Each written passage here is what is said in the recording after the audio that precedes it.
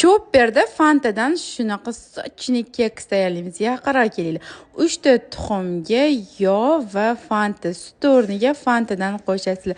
Fanta qo'shganimizdan keyin razliqli shakar tabga ko'ra va 750 gram un yaxshilab chopperlaymiz qizlarjonlar. Massamiz quyuqroq bo'lsa, keksilar berch bo'lib qolmaydi. Ha, aytgan slivka nimaga qo'shdim? Sababi 2-3 kundan keyin ham qotib qolmaydigan xamir qilish uchun. Xamirlar shunaqa quyuqlikda bo'ladi.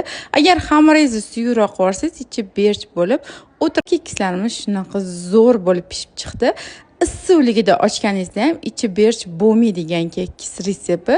Albatta saqlanib qilib, yaqinlarga ham jo'natib qo'yinglar.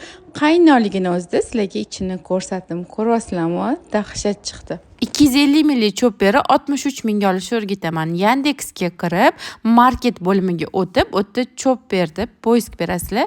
O'sha yerda chiqib keladi. 113 ml ni tanlab, promokod degan joyga market.uz 2117 raqamini terib, yonida turgan 10 tarafli ptichkani bossanglar, sizlarga chegirma beriladi va sizlar bu chopperi 63 mingga bor yo'g'i sotib olsanglar bo'ladi. Silkasi profilim shapkasida bor qizlarjonlar.